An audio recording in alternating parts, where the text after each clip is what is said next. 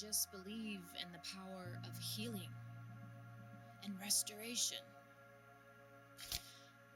And I know that if we can just come together and speak about the hard things, we can finally begin to heal.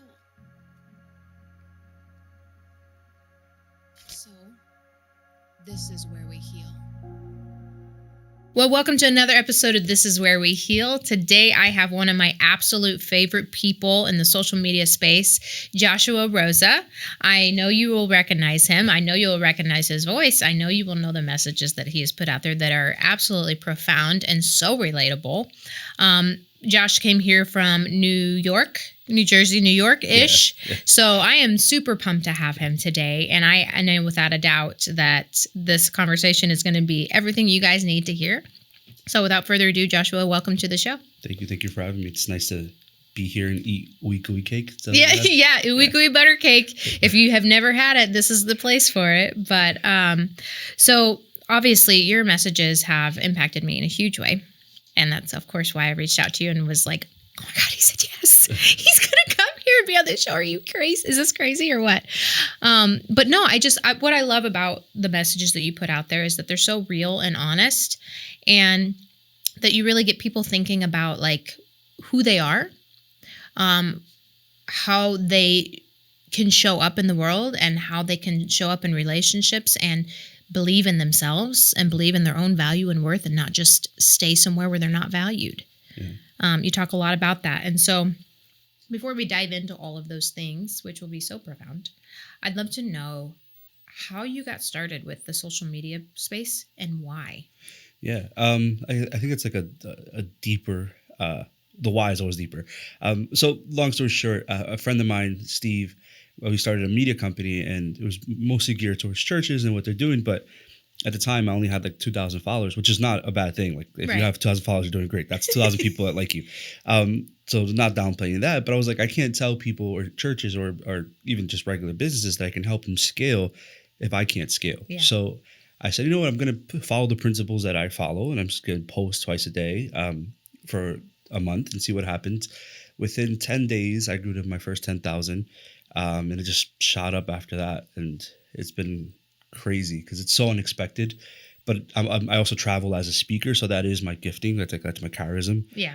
So it was easy to translate over, and then understanding like social media and all that stuff. And it was a perfect storm. Yeah. I was going to say, I mean, that's amazing. I don't know that anyone could just be like, oh, I'll post twice a day and fly up to 10,000 people. I think you kind of have to have like a gift there too of talking and speaking to people.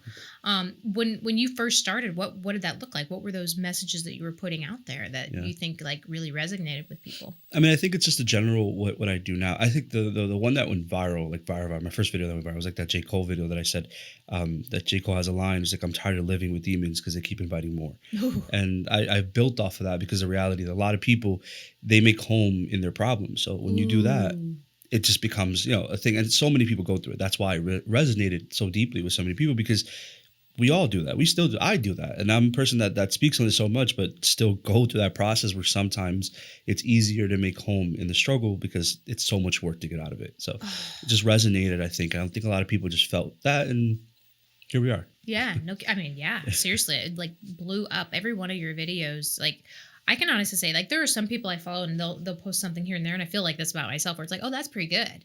Yeah.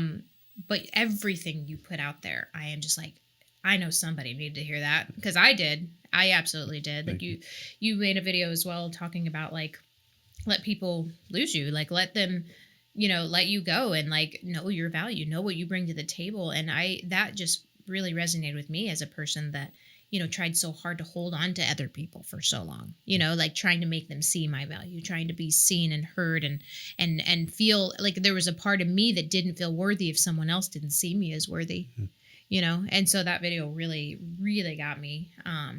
But I would love to dive into all of the things that, maybe in your own life or just in relationships in general, like, You spoke to this morning, we talked about identity, like knowing your identity. Let's talk about that. Like, Let's dive into what does that mean? Yeah.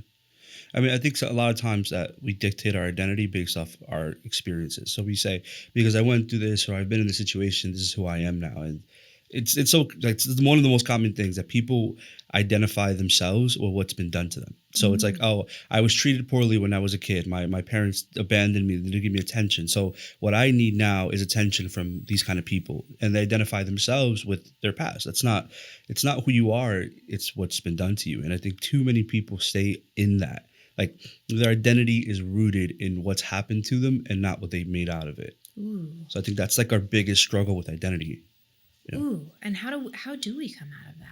Well, first of all, you have to ground yourself. Like what's like we talked about this too. Like what's real and what's not real. Like is what I'm attracted to, attached to, or in, is it real or is it something that I'm trying to force into my reality? Ooh. Because that's where our identity is rooted. It's like, okay, is this really who I am, or is this just a byproduct of things that I've allowed to continue? Ooh. And if you allow it to continue, then subconsciously or consciously even you're thinking, okay, well, no, that's just who I am because that's how I react. That's how like one of the things that annoy me the most are people who say stuff like, oh, this is just how I am. You got to take it or leave it. No, you need therapy. Like it's not just take it or leave it.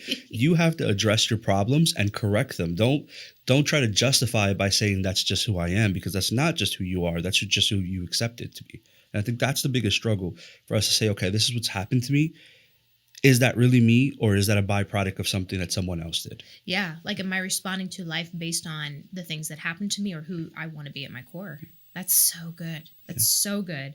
And honestly, it makes sense. Like if you're not rooted in who you are as a person and not just who you are, but like who you want to become versus who you were or what's happened to you, how do you I don't know that you could even show up in a relationship authentically because you're living through your triggers, you're living through your wounds, you're seeing other people through your triggers and your wounds. You're not really showing up as the person that you could be at your best self, right? So do you think that that's like, when it comes to knowing who you are and your identity, do you think that that plays a huge role in why relationships go bad?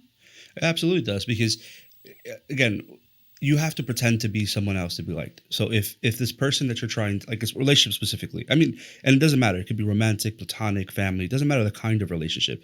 If you're trying to portray something that you aren't, you can only do that for so long.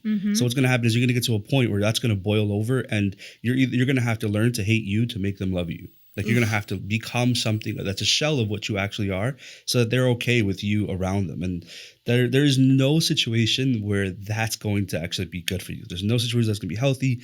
You have to consistently pretend to be something, and it's tiring. No one wants to pretend to be anything. I always use this when I can talk about this, the analogy of getting home. When you get home, that's when you're the ugliest. That's when you wear like the oversized t-shirts. There's no makeup. You eat like a slob, like you're just free. And if the person that you are with doesn't allow you to feel like home, then you're pretending to be something else. You have to stay made up. You have to be the super refined you, and you're not going to be happy like that. Wow. Just possible. When you say that, wow. I mean, I'm 38 years old, 39 this year, and I'm going, have I ever been home with anyone else besides myself? And is that because I just didn't feel safe to, or because I was trying to pretend? Like, I don't know. Yeah. I don't know. Yeah. I think that's the hardest part. Like, if it doesn't feel like home, it's not right, because you have to keep that mask on, and you're always going to be tired. You're always going to hate yourself because you're not who you fully are. And that's why people aren't happy. Like and again, any relationship, even if it's, I appreciate the few friends that I do have. I really appreciate them because, so in the sphere of the things that I've always done, I've always traveled as a speaker, especially in the Catholic realm. And for me, that's always I have to be buttoned up. Like I have to be, not anymore, but I felt like that in the season of my life where it was like, well, I have to be this super cookie cutter, and like I'm an example and all these things. That doesn't mean that I'm not. Doesn't mean that I'm going to be out there doing crazy things. Right. But there's a very big difference where it's like I have to be on around other people, and around the people that are intimate to me, I can just be me. And there's so much freedom in just being you. Like you don't have to pretend. So in that sphere specifically for me, I appreciate the few friends that I have, because I'm able to just be the messy me, and they still love me for me. Yeah, That's they see you at what you would maybe perceive as your worst. And they're like, oh no, I still love you. I still think you're valuable. I still want to be in this place with you. Like, you're enough just right here as you are. I was reading this book, and I can't remember what it's called, but they talked about this, the person that wrote the book literally listed every single mask that we wear in relationships, and it convicted me so much because Yeah. I'm very big on, like, thinking that I'm authentic and genuine and I don't want to show up as anything other than I am, not even realizing that I was just wearing a different kind of mask. Yeah. And it was so convicting because it talked about like one of the masks was the damsel in distress. And I was like, how is that a mask? But it like went on to talk about how, like, sometimes when you're in that victim mentality, you will show up in relationships like wanting to be saved, and so you'll be unconsciously putting yourselves in situations for this person to save you, and it's not even who you really are. It's just what you're doing to try to make them see you and love you. Yeah. But it's I don't know, it's a whole mind twist. Good. But it really got me, and I was like, man, I've probably done that. Yeah. I am thinking I'm so genuine and honest, and yet I'm still somehow not fully myself. Yeah. Yeah. And I think that there's value to understanding where you are free to be like freely you, and where you have to keep borders or boundaries, rather. Yeah. Because there are situations where you want to be that, but you shouldn't be that. Yeah. Because it's easy. People are manipulative. Like, we have to be real. There's some people that are very good at enticing emotions in us and make us feel a certain way, which is where we have all these other emotional issues in relationships. But they're very good at enticing that and then pulling the rug from underneath you. Mm-hmm. And we're not going to, I don't know if we are, but that's like textbook narcissism. I want to know all your thoughts on that. Like, it is for as textbook as narcissism can be. Yeah. It is still something that I find it so interesting how easily you can get wrapped up in a cycle with someone, even maybe not even a narcissist per se, but with really narcissistic qualities that can come off as so amazing in the beginning. Yeah. I also think that, so I have two folds on that. One, I think that narcissism, that word, is thrown around very easily. Yeah. It's common. It's like, everyone's narcissist. Oh, you don't do what I like, you're a narcissist. It's like, right. It's a token tool. Now, there are situations where people have these tendencies that will drive towards that, but at the end of the day, it's a control factor. Like, people who really are narcissistic, or people who have those tendencies, it's always control. And you go deeper and see the wounds that they have and see the things that they didn't have control over, and now they feel like they have to do that in relationships. You can go into a rabbit hole of that. But the reality is that it's control. So people like that, they don't care what kind of emotion they get from you. They just want an emotion. And a lot of times, even if it's anger, because that satisfies that part of them that they know, okay, I have control. I have you. I still make you angry. So for those people in that situation, I think that's the token that they take away, and they have power over something. And the only way to ever combat someone like that is to not give them power. If you don't respond, that's it. And that's the hardest thing to do. Yeah. And it makes me, this is what I think happens too for empathetic people. It's like, where do you draw the line on your empathy? Because you look at someone, and even a narcissistic person, they're doing that out of a wound. Yeah. They've become this from a wound, and that they use to survive, right? Yeah. Like, their need for control is probably because they didn't have control. But it's like, how far do you allow yourself to go down the rabbit hole of why they're doing it? Yeah.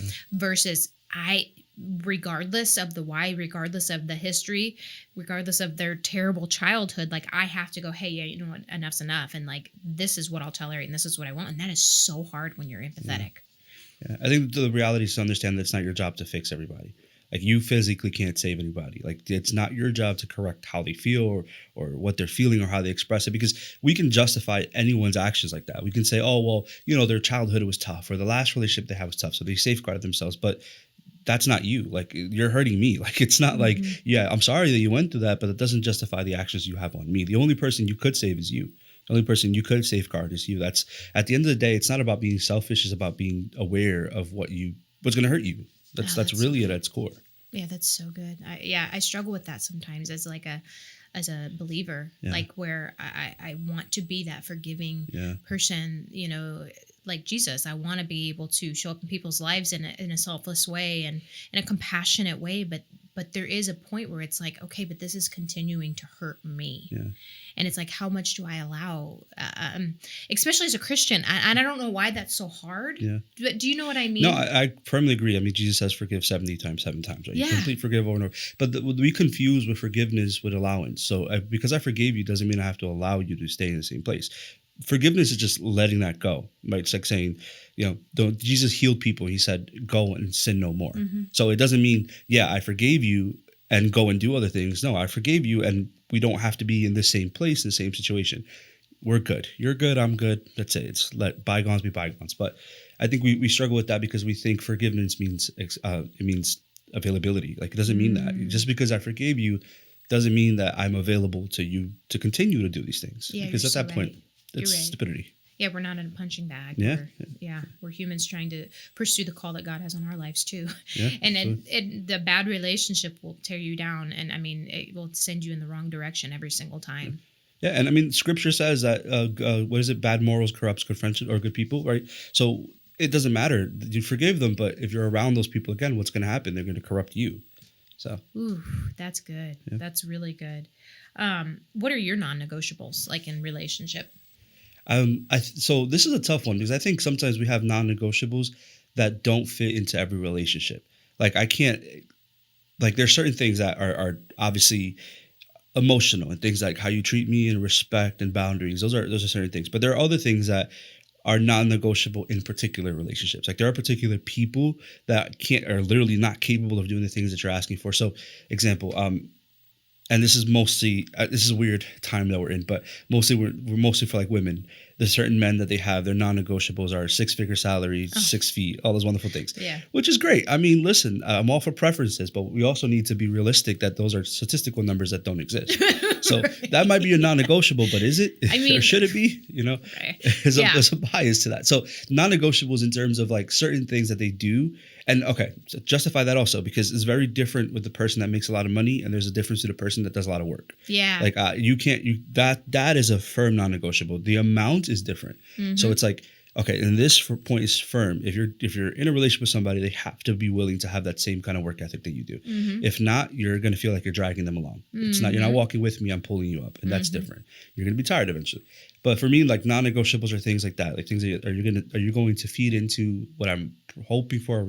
Obviously, my faith is the biggest component of that, and that's something that in the recent years I realized even more how important that is, because there's a huge difference between a person that desires heaven for you and a person that's just conveniently around you. And if you're in a relationship, especially a faith-based person, that person doesn't want heaven for you, then they're not for you. That's just good. At its core what it is. So I think that's my like one super non-negotiable faith. I love that. And you know what? I have to be honest, like most of my life I was solid, like I believed, but I was kind of just like, well, whatever. I didn't think it was that important if they did or not, right? I think there was a part of me kind of going along with like the, I'll save them type of deal where I just thought, well, my example will lead them that direction, right? You're not Jesus.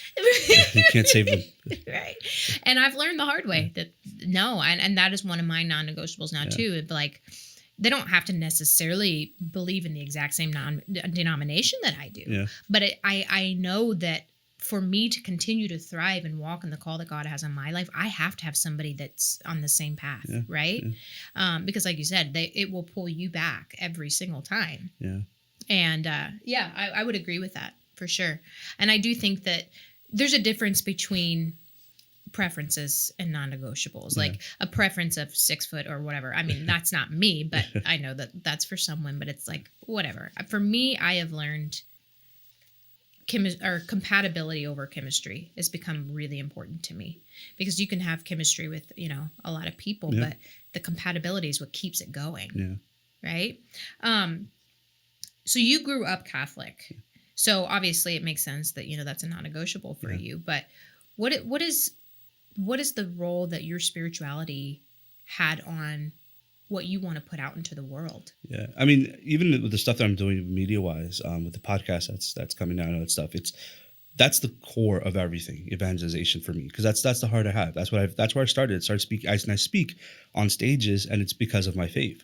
So for me, that's the central point of everything I do. And it's everything that I do has that undertone, whether it's direct or not, it's there, because, that's the most important portion of anything I do, my faith. Mm-hmm. Do you think that that's actually been what's led to so much success in this? Yeah, absolutely. I mean, my constant prayer, my daily prayer every morning at 5:30 in the morning is, if this is not of your will, God, get rid of it. Right? If you don't want it, if you don't want me in it, I don't want it either. And apparently he wants me in it because things are happening. So that's been my constant prayer. If it's not of you, get rid of it. And That is so yeah. good. That goes along with that prayer that I told you about this morning, like that has never not worked. Where when you say, Lord, if this person isn't meant to be in my life, take them out of my life. It's like the quickest answered prayer that I've ever had. Yeah. Every time. Yeah, but I think the hard part with that prayer is not so much God getting rid of them as you accepting it. Yeah. Because trust me, I've been in that so many times. God is not of you, and then like a fight breaks out, and I'm like, well, was that because of you, or was that Yeah. So it's like we have to actually listen. I know. How do you feel like you hear the Lord's voice? It depends situation. Many times, like so one situation was I was praying over somebody. It was like prophetic gift, and I like described to the T the person this person was dealing with, and like the hair color and the size, the color of the bed, everything to the T. That was a very visual thing for me. There are times that I'm just driving and like that over like warmth, like that's one of those things. I think the main one for me has always been scripture. Like God speaks very loudly to me through His word. So whenever I pray with things and I just pray with scripture, somehow it's just always, well, not somehow, God, it's always exactly to what I need. So for me, my main one is that though. That's like the biggest one. I'm like, okay, I hear you. Yeah, no kidding. You talk a lot about, I know we kind of touched on this, but I want to go deeper into it. Learning to let people go when they don't see your value. And I think that's, like you said just now, it is one of the hardest things to do. I want to dive into that. Like, at what point in your life did you start realizing that, like, and how did you navigate that? Like, what inspired that video? I guess is what I'm saying. Like, talk more about learning to let people go. Yeah. And the process. I think we've all been in that situation. Like obviously I have. I've been in that situation myself. But I think one of the hardest things that we do or we don't do is when we're trying to let someone go, trying to get rid of someone from our lives that we know is not helping us, is that we over fixate on what could have been. There's something called the sunken cost fallacy. So in that fallacy is when you think about the time that you've invested and you say, well, I've tried this, I've done this, I've been here for so long. I'm hoping that eventually that's going to work, like it's going to break off and I'm finally going to have this person. You think because you invested so much time into doing something wrong that you have to stay in it. It's the reality is that we have to learn to say, okay, well, just because I've invested so much time in there, it doesn't mean that I have to continue to waste it. And knowing that and being able to really like decipher and discern, is this person actually fruitful and good for me, or is it my brain? Because like, let's be real, for a lot of us, we have to break up with something we made up in our mind. Like you've created a story with this person, you created a future, you created grandchildren, literally everything. And now all those things have to die. So there is a grieving stage that has to happen, but you have to first be aware of what's real, like what's actually in front of you. Is this actually fruitful or good or beneficial? And actually that's discernment. Is it fruitful, good, and beneficial? Is it actually serving what I needed to serve? Or is it just me selling to me the sad story? Yeah. That's the hardest part for people. I know. I sometimes I ask myself, like, and I know this is going to sound silly, but like, the standards that I have, is that me being selfish and not allowing someone else to be human? Or is it truly what's necessary? Yeah. Does that make sense to you? No, I agree. I mean, I think sometimes, but that also can be like a slippery slope, because we can say stuff like, well, is it me not allowing them to be human? But then you can stay stuck on that. So you can say, well, like they had a rough past and I have to let them heal in here and correct this here. And no, it's not your job to let them correct that. Your job is to preserve, one, your heart, most importantly, but then everything else that's going to come from that. If you see that this particular situation is not fruitful, is not good, it's actually just hurting you, that's not.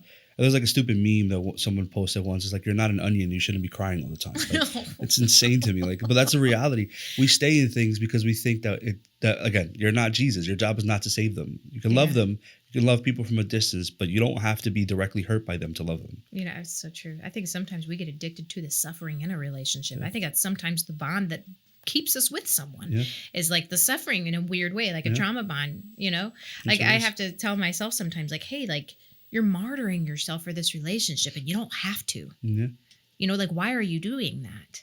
Right? Is this bringing about anything good at all? No, no, it's not. You're suffering. They're obviously suffering. Like, no one's happy here, and you're undermining your own value by allowing a person to continue to show up in a way that is destructive, right? Yeah. What is love to you? The easy one is God, of course, St. Paul, right? God is love. I think the best way to summarize that, it's like love is the freedom to be you. So the same thing we said before, home. Love is home. If I'm completely free in me and we're equally supportive of each other, that's the best kind of love you ever have. Regardless of, again, relationship, romantic, platonic, whatever. That's and then we get real deep here and like theological and like the four stages of love, like storge, ergos, philia, all that wonderful stuff, eros. But at the very, very, very core of that, it's that freedom to be authentically you and not be rejected by it. Not be rejected by it. Yeah. That's big. Yeah. Rejection is hard. I feel like that's something I struggle with, is rejection. Like that feeling. Sometimes I wonder if I end up being, quote unquote, rejected by someone because I subconsciously am waiting for it. And I push them away in my pursuit of not being rejected. It's called self-fulfilling prophecies. Yeah. Yeah. You believe that this is going to fail, so you do the things that will cause it to fail. Like you believe that it's going to be the thing that this thing is guaranteed because everything else has failed. You believe that that's going to fail, so you're going to start picking the fights. You're going to start putting the distance. You're going to start arguing that. It's a self-fulfilling prophecy. You're making it happen. That sucks. Yeah. That's painful. But also really, really important to like realize and have that self-awareness. Like, do you feel like in your relationships that you've been in, you've grown in your self-awareness just over time, like with yourself? Yeah. So I think I've been very firm on the things that need to be, and of course, everyone messes up. We're not perfect. No one has, even the person that might have the most education and the most experience will still have problems. It's impossible because you're human and you're dealing with other humans who are dealing with human things humanly. So we're always going to have those issues. But I think as I grow, I'm more firm in the things that I do want. And even now, I'm still in seasons of pruning where I'm like, okay, this served me in this other season, but it's not going to serve me in these or the future ones. And it's not something that should stay in. So even now in that aspect, I think I'm becoming more firm. But you're going to do that for the rest of your life. Like the rest of your life is going to be you evaluating, changing, and growing. And if you're not, then you're dying. That's the reality. It's like a plant. It's like you have to prune certain parts of the plant that are growing poorly so they can grow healthy all the way through. What do you look for yourself in a relationship? Like, what are the qualities that you find important in another person? Faith, of course. We're going back to that one. That's the first one. That's the non-negotiable, for sure. I think emotional maturity has been the hardest thing because I've been in situations myself where it's like they'll blow up on me, but I don't fight. Like I don't. It's like, and that could be perceived very poorly by a person who isn't emotionally mature because their perception is, oh, I'm used to getting a response, and because you're not responding to me, you don't love me. And for me, it's like, no, I'm just not going to respond to you because I'm not going to engage in this moment of anger that you're in. And it's very different. Like there is healthy arguing. Like don't get me wrong, there is healthy perspectives and things like that because there's ways that and it shouldn't be like a flat out fight, but there are things that you can disagree with. But I think that a person who's emotionally mature understands that not everything needs to be a war. You could be bad in this moment, but later on, we're just going to walk through it and work through it. So I don't fight. That might be a tough one for some people. Yeah, no, I agree. Anything else? I think those are my core, the faith and emotional maturity and just a willingness to dream, which is a new one for me because even again, the opportunity situations that I'm currently in are not things that I ever planned for, not things I ever even dreamed about. Because for me, it's like, this is possible, but it's not in the realm of my possibility. So I think someone that's willing to dream is also going to be a part of that. Like that's good. So faith, emotional maturity, and the willingness to dream. That's good. That's really good. Yeah, especially for people like us who like want to keep putting ourselves out into the world and understanding life and the role that we play and where God wants to take us and use us. And it's hard to find other people like that, but when you do, it's just amazing. So what are your thoughts? This is going to get funny, but what are your thoughts on our dating culture right now? Dating culture. I think so. Like everyone said this, and I agree with this statement. Social media has ruined it, right? Yeah. Because so many people think that things have to look a certain way and act a certain way and be a certain way. That again, that unrealistic thing that we make non-negotiables that shouldn't be non-negotiable. That they should be things that the core of them should be non-negotiable, like working hard. That should be you cannot negotiate that, because unless you're a person that doesn't like to work hard either, different conversation. But I think that the reason that it's so bad is because we have an illusion of opportunity. So we think that because I have a platform, or because I have following and stuff like that, that I have all these opportunities, and you don't. You have a bunch of chances to mess things up, but it doesn't mean that there are opportunities for something good. And I think that's also like a big component. And I do think this is where another reason why I love my faith so much, because specifically in the Catholic Church, we believe that marriage is forever. Like, we don't believe in leaving people when things get hard. Like, we believe, and when you get married, right, in the Catholic Church, when you go and the priest witnesses the marriage, because the marriage union is between you, your spouse, and God. The priest simply is a witness there. He celebrates the Eucharist and the Mass and that wonderful stuff. But what he says, he asks you in front of God and in front of everybody to make these vows to this person for life here, because in heaven you're not married, right? That's theologically, we're not married in heaven. We're all in the fullness of Christ already, so we're not married. But here you're making these vows, and in the vows you're making a promise to try to get them to heaven. And I think that's like the most beautiful component of it. Like, my goal is salvation for you. It's not just convenience of you being here, but I want heaven for you. And when you love someone fully, when you want that kind of relationship, it's because the person wants heaven for you. They want the greatest possible thing for you. So I think that's one of the most beautiful things. And I think we lost that in this culture, because it doesn't, like, in New York, at least, when you drive up passing the Cross Bronx, one of the exits there's a giant sign that says divorces $2.99. Like, they're telling you fees for how cheap you can get a divorce in New York State. And it's just, to me, it's like, okay, so that's what we're promoting. That's what our culture is promoting. We're promoting this divorce rate. And it doesn't, again, not to say that people don't need to get divorced, because there are obvious situations where that obviously needs to happen. But it's different when those situations are a thing versus a promotion of it. Because now the moment that you're angry with your spouse, it's like, okay, well, I'm done with you. Yeah. That's it. Like, oh no, just the like word is another get divorced. boyfriend, girlfriend, like, I'll get someone else, right? Because that's how easy it is. And it's not. It's, again, that's why I think it's so beautiful, going back to like the union in the church under Christ. Because I'm promising to do everything I possibly can, not when it's convenient, not when I'm happy, not when you're perfectly healthy. It's in sickness and health, and every aspect. My goal is heaven for you. Yeah. And that goes back to why it's so important that if your goal is heaven for them, that you're marrying someone that's got that same thing for you. Because if they don't even have a comprehension of, God and God's love and God's love for the church, and the way that the husband is supposed to love his wife like the church, like, if they can't comprehend that, and vice versa, like, their goal isn't going to be heaven for you. Their goal is going to be me first and then you, right? Yeah. Man, I feel like the dating culture has gotten, what bothers me so much is how superficial and how,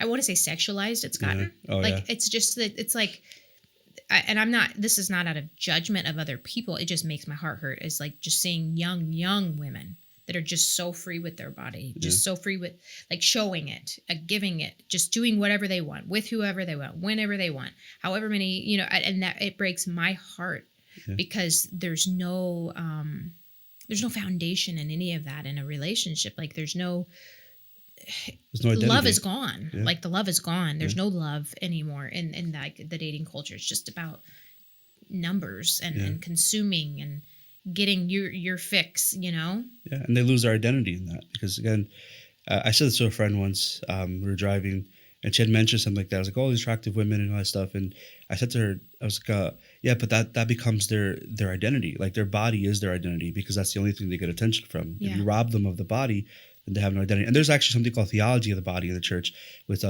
St. John Paul II. That was a pope. And he wrote something, his encyclical is called Theology of the Body, which actually now is being used in non-denominational churches. So it's not just in the Catholic Church. It's not, because it's theology of the body, where St. Paul says that Christ shows himself through his body, through you. And is this reality which makes sense. I mean, we get real deep here with like spiritual warfare and stuff like that. The reality is that if somebody said this once, and he's something to the effect of that if the devil could kill God, he would, but he can't. So he kills the things he created. because you were made in what's called the Imago's Day, the image and likeness of God. So if you look like God, if I make you think that you need to hate you or sell you, then your perceived image of God is hate and perceived in that manner. And now your body is no longer a tool that was meant to worship God, because it was, but now is a tool that's made to worship you. Oof. And the attention I get through it. It's such a deep, deep rabbit hole there, but that's the reality. I mean, I don't think a lot of people realize how much, whether you believe in the devil or not, like whether that's a thing for you or not, you have to realize that there is spiritual warfare. And if my goal is to destroy people, I have to destroy what they perceive first. And the eye is the easiest way. Man, oh man, that is powerful. That is, I mean, yeah, like you said, you can go so deep on that topic alone. I don't even know if I've ever like fully comprehended the concept of like your body is the temple until I've gotten a little bit older. And this is just on the surface level, like just not feeling good when I don't take care of myself, right? Trust me, I'm working. We got the gym's coming, so we're working on that. But it's like even just the little tiny things like I realize that my spiritual life is better even when I'm just taking care of my body better, which is weird. But they go hand in hand, right? Because I'm not so consumed by my knee hurting. I'm not so, I'm free to like be with God versus like, oh God, my body's aching, my body hurts. You know what I mean? Yeah, well, that's your spiritual, physical, and emotional. And the one thing you neglect is the one thing that's going to die. So, sorry. So if you're neglecting the spiritual, then the emotional is going to be affected. You're neglecting the physical, then the emotional, and so forth. So all those things are part of what you were made to be, ultimately. Yeah, that's so true. It definitely all plays a factor. Like when I move more, my mental health is better. Yeah. When my mental health is better, my spiritual life is better.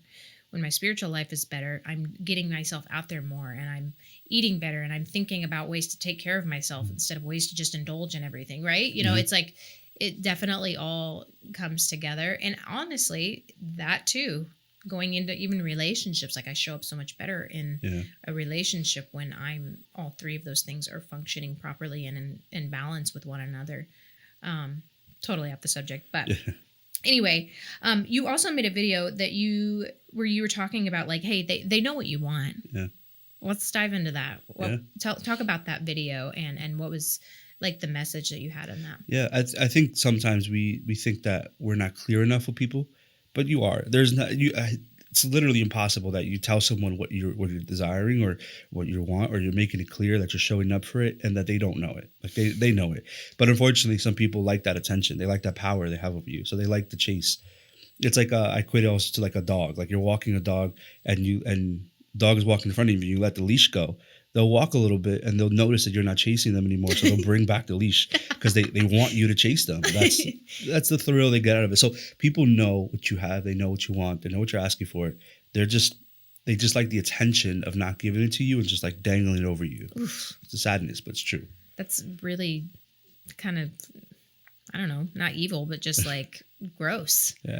And this is like where we could go back and play that same role of like the empathetic person. And you're like, oh, well, why is it? Because they did this and they had this. Doesn't matter why. The why is not important to you because their why is not your why. Yeah. And you're going to sit there and suffer for the rest of your life because you were trying to be complacent to their why. Yeah.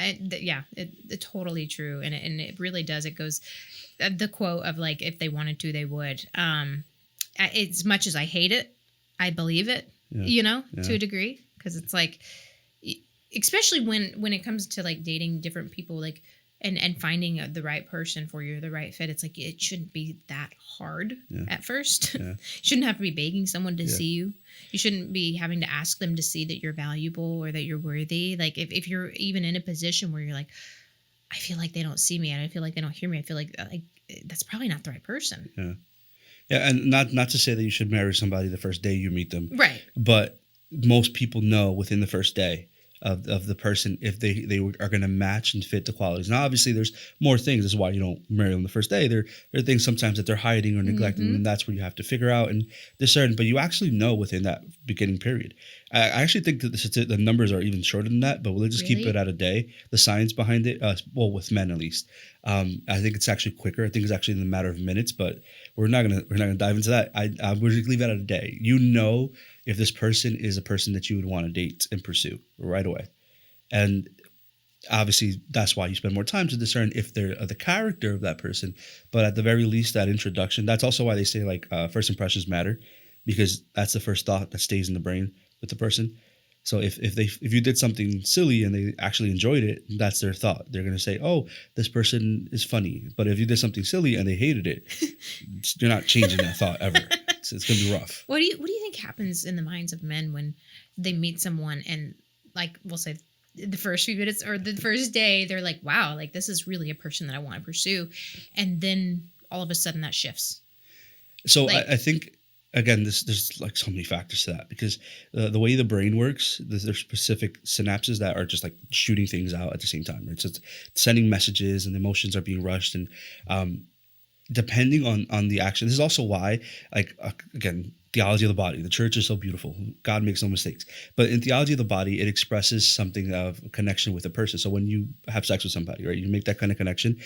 Scientifically, you release a hormone called epinephrine, which is actually a bonding hormone that a mother and a child have naturally, because she gave birth to the child.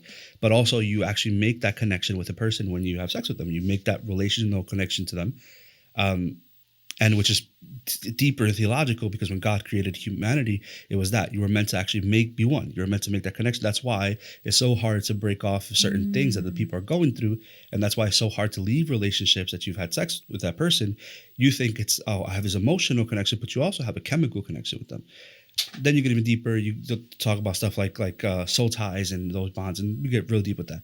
But in men's brain specifically, in that point for them, believe it or not, men are actually more conformed to that relationship. Like their brain shifts. Now, okay, we get real deep there too, because there are situations where they have other things that they're dealing with, other type of baggage, all those other things that they have to go through, and that's where it's not as nuanced as it should be, like straightforward. But in a straightforward, just I have no other problems. Men crave stability, which is why we are the way we are. We're very routine, very analytical, very logical. Women, on the other hand, tend to be more. Everyone's overthinker. Like I feel like every human is at this point, but women tend to be more emotional. yeah. So their actions are more based on, well, did he like me today? Did he think about me, or these things? And meanwhile, the guy is just thinking about how Kevin Durant ruined my parlay by missing one rebound. This really happened. He ruined a $4,000 parlay that I bet $2 on by missing a rebound. But that's what I was thinking about the whole day. So we're more analytical. Women are more emotion based. And that's actually where I think we have to disconnect, where most men aren't aware of that. They're not aware that you have to be conscious of her emotions, because her emotions are what's going to drive her thoughts. And then women aren't aware that men are just rocks. We just hang out.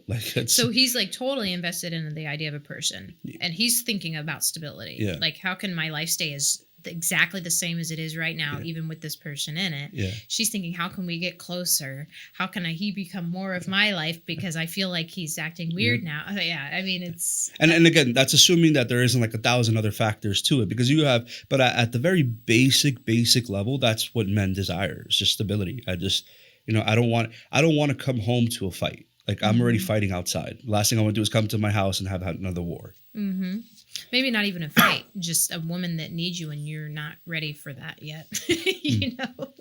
Yeah, and I mean that's another thing too, knowing what stages you're ready to be in. But the problem is that for the person that is worth it, you'll be in the right stage right away. Yeah, exactly. You'll make yourself ready. Like, I recently had a son, and it's funny because again, it's how God works.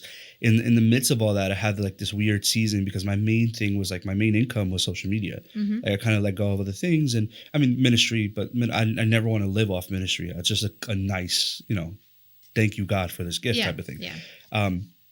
But in that season, I was like, well, I'm going to have to go get like a regular person job. Like I just have to do something. I actually went back into teaching. I'm still in teaching. My contract ends in June because my degree is in biology. So I was like, I have to do something because I now have a person that I have to take care of. It's not just if I don't work, I don't eat. It's I don't work, he doesn't eat. Mm-hmm. So it changes that factor. And again, that's just men in general. We understand that. But the last thing you want is for you to live that life and then have to come home to, again, a war, a fight. So. I know I used to be like, and actually I'm still working on this, but like I used to be afraid to bring up my own needs and wants in relationship with somebody because I was afraid I was going to push them away.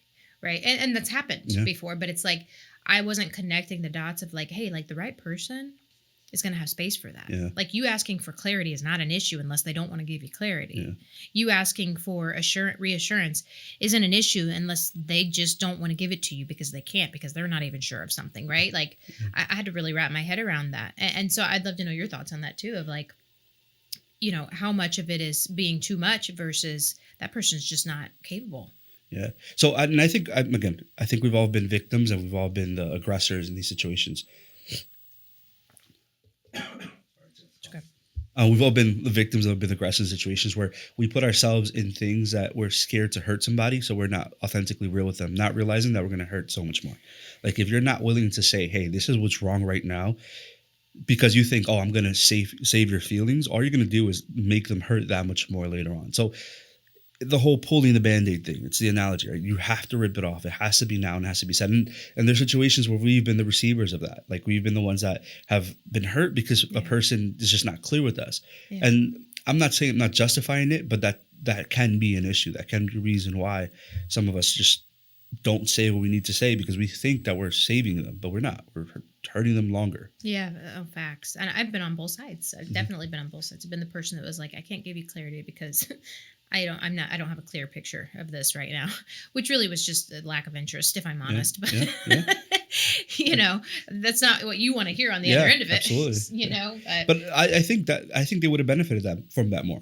Yeah. Oh, agree. I was always honest. Yeah. Like I ended up being honest. Like in my any situation, like I love how Jordan Peterson says, you know, the consequence of the truth is still always better than the consequence of a lie. Yeah. Like I fully believe that even if I have to hurt this person's feelings, I'll do it in the most gentle way I can, but I'm still going to tell them the truth of how I feel. Yeah. If I'm not interested, or like if it's just not something I see working out, like I would want to know. I don't want to be led on or drug on or drug out with somebody that's kind of like, you know, I mean, I think it's worse than just saying, hey, like I thought I was interested, but I'm not. Or I thought I was ready, I'm not. And, you know. So you also talk about in some of your videos, learning to just not be liked and being okay with that. Yeah.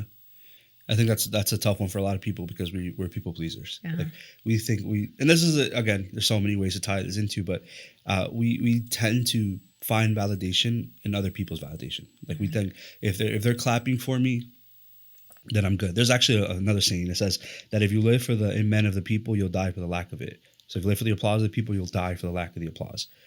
You can't tie that in. And I've learned this more as I grew more in my platforms and I grew more in the things I'm growing in, because you're going to get it no matter what. Like if people see you, it's easy to talk about you. It's always going to be. If they don't see you, they can't say anything. So you have to choose the pain you want, either the pain of success and being ridiculed or the pain of not being seen and not being cared for. And either or is fine. You just have to be okay with that. That's the hard part of it. I think, again, we tie our validation to what people say. If I stopped doing the things I'm doing for the opinions of people, and I'm doing nothing. Mm-hmm. So. Did you learn that the hard way? I certainly have on social media. Oh yeah. Oh, of course. That's like the peanut gallery. That's where they get their moment to shine. So people are going to say whatever they want to say. And there's a lot of people, even in my personal life, that apparently were holding a lot of very quiet resentment towards me.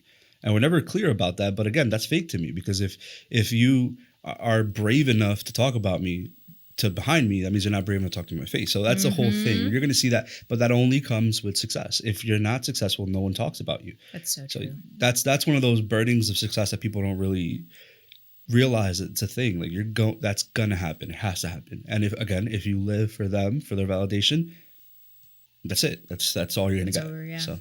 I know the first few times I got really hit hard with the opinions of people were like right in the very beginning. Like, and I just felt like there was like a season where it was just like I was getting hit left and right with like just horrific, awful, cruel, mean things from people that I didn't even know. And I actually am so grateful for that now, because I do feel like it's built up like a resilience in me to where now at this point I'm like, I don't care. Like it doesn't even bother me anymore. I'm like, whatever, just move on, like get a life. But it really hurt me at first. Yeah. It was really hard for me. And I didn't realize how much I cared what other people thought in the beginning. Yeah. That's the thing you have to learn to embrace with success. That's going to be, you have to have thick skin. If you don't, but then At the same time, like that's also a motivating. It shouldn't be a motivating factor in terms of like you wanted to prove people wrong, Right. Because you need to heal and not validate yourself through them. But it's also very almost satisfying when now they have to talk about something else. Yeah. It's like, oh, you did all this, talked about this, but now I have a new stage that you have to now criticize. Yeah. Oh, these people don't know what they're talking about. Look, you have to at that point. So I also I think I made one today actually. I posted that I was talking about some people are never gonna like you no matter what you do, no matter how perfect you are. And I think even there I said Jesus saved people and they still talked about him. So Yes. you have to realize that. But in there is like that your joy is going to torment the spirits that they have. Yeah. So that spirit of hate is going to be tormented by your joy, the only thing you could do is torment that spirit more. Live fully, joyfully, and do the thing you need to do. Because at the end of the day, you're either going to eat or starve off of decisions you've made today. And That's facts. let them hate. Yeah, It's seriously. gonna be a thing. I think the greatest thing that came from this was like learning that I don't have anything to prove. Yeah. I don't have to prove anything to you. You get to choose whether you like me or you don't, and that's okay. Yeah. You know, it doesn't mean I'm doing something wrong. Yeah. Like, so for me, it actually helped me build my self-worth because I had to get to a place where it didn't bother me anymore. And it made me realize that it bothered me because I wasn't sure of myself yet. Yeah. You know, and when you get really firm and like, hey, this is who I am, this is what I do, this is why I do it, it's easier to let that stuff roll off your back. Yeah, absolutely. You know, you said people not being, what did you say? You talked about loyalty. Is it loyalty or is it stupidity? And or something along those lines. Yeah. It was, I think it was, if you're loyal, you don't confuse your loyalty with slavery to stupidity. Ooh. You can't continue to be loyal to things that are killing you just because it's you think it's loyalty. It's not. It's just stupidity. That's what it is. Yeah. I used to always think that letting people, not even necessarily take advantage of me, but letting people getting away with things that I knew weren't okay and that they knew weren't okay, I thought that was loyalty. Yeah, no, because we think that if we let people do what they want to do, it's going to make them feel comfortable around us, and it's not. It's just going to rob you of peace and effort to keep them there. It's not worth it. How important is your peace to you?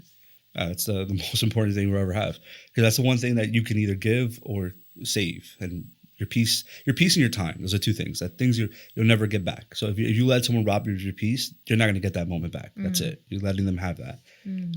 But that's a priority at this point.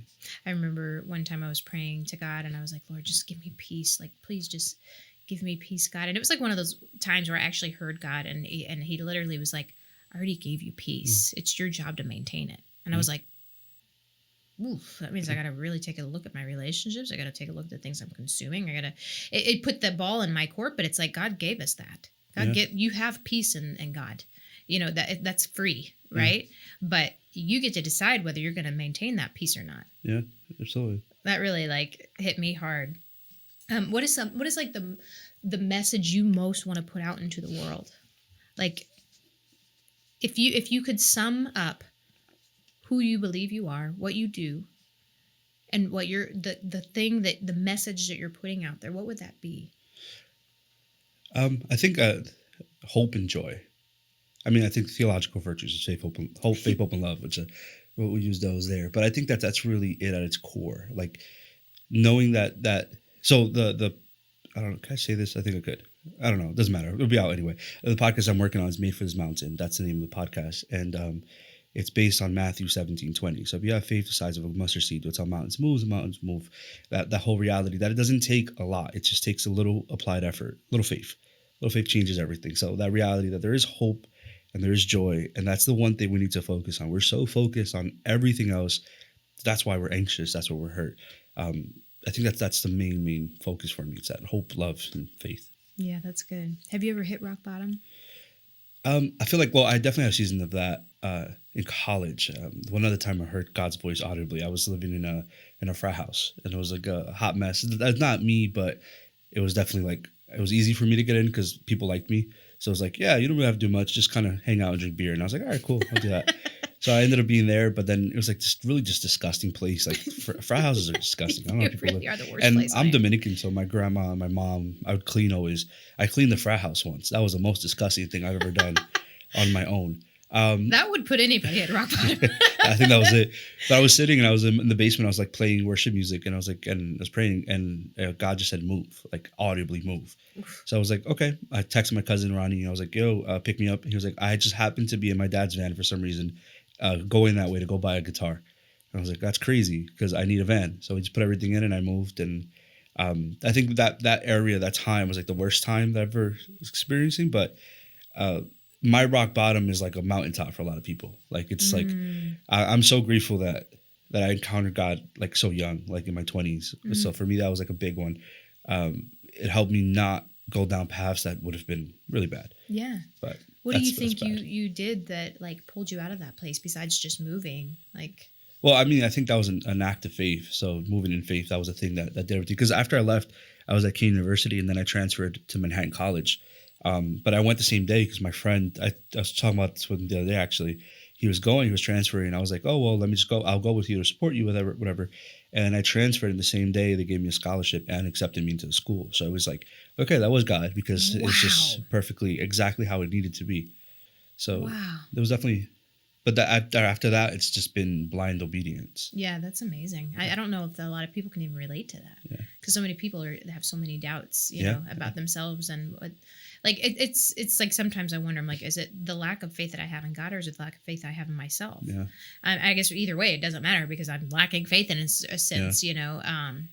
But to be clear, I also we need to understand, like, and this is general people. People think that if I follow God, things will happen for me, and they won't.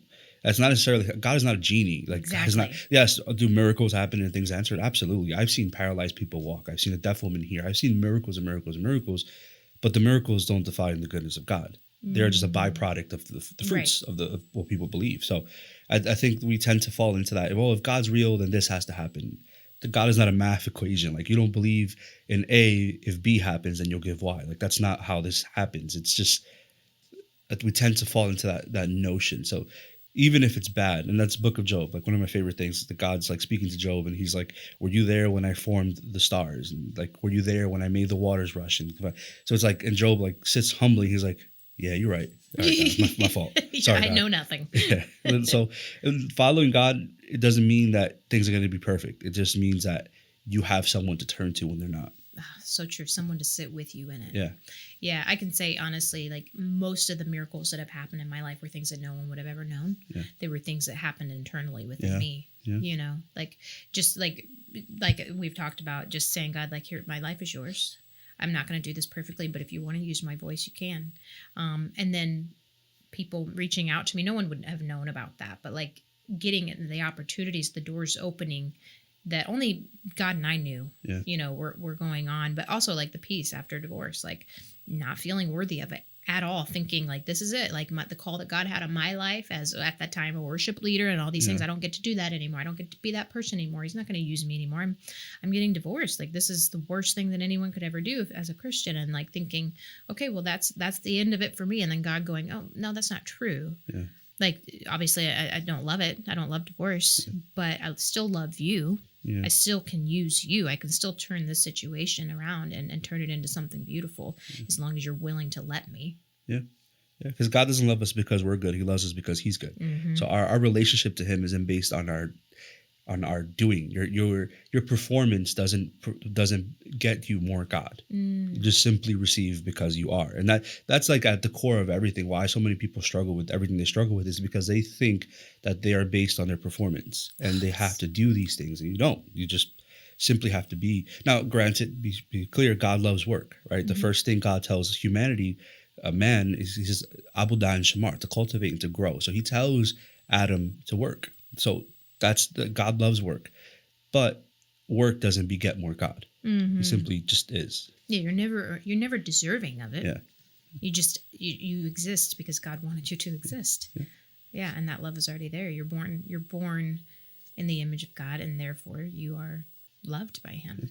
You know, if someone was to come to you that's in a really hard place, just in every possible way, and ask you like, how do I find myself again? What would you tell them? I think it's comes to this fact that you're not lost. Like I think so many times we think that the situations that we've been in or the things that have been done to us or how we're feeling in this moment, it's dictating me. It's dictating my person, and it's not. I think when we start to like really sit down and just evaluate the things that you're doing and where your heart is, that's when you really start to know that you're not lost. We tend to, again, we tend to make this thing about what's happened to us. And that's the problem. Like you're not what's been done to you. You are who you are. You're already that. And now coming back to that reality, knowing that you're not lost, that thing that's happened to you doesn't define you. It's not your characteristic. It's not you. It's just a situation and a time that you're in. And now you have to step up and walk away from that. That's the reality of that, but you're not lost. That's good. That's really good. Okay. And then for the last thing, if you could go back to little Josh, is there anything that you would tell him with what you know now? Buy Bitcoin. It's definitely a couple missed flaws there. We would have been in a different place right now. Buy Bitcoin. Buy Bitcoin and buy a house now at 9 years old. Yeah, invest in that house. Use the Bitcoin. Honestly, I'm really grateful for the childhood that I had. It wasn't.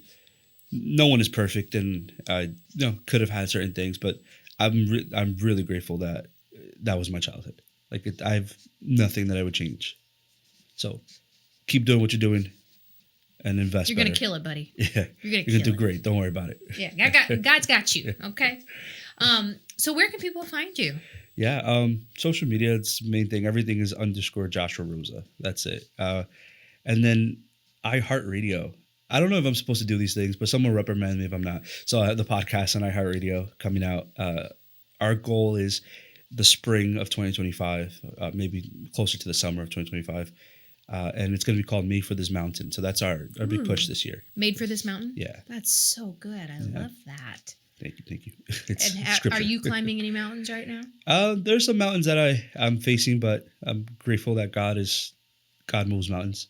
Yeah. So there's mountains, but the mountains don't define me. Yeah, that's right. They just make it fun. Yeah, sometimes God moves a mountain, and sometimes God moves you on the mountain. Or God gives you the dynamite and the shovel, and He says, "Here's a mountain, get through it." That's right. Amen. All right. Well, thank you so much for everything. Like I said, I love your content. I love the messages that you put out there. And if you don't already, go follow Josh. He's on Instagram. You can find him in my people that I follow if you're not sure where to look for him. But he's also on TikTok. And are you on Facebook? I think I am on Facebook. Okay, and YouTube. Yeah, YouTube. Go subscribe to him on YouTube. That we always appreciate that. But thank you again so much. I really appreciate having you today. Thank you for having me. It was great.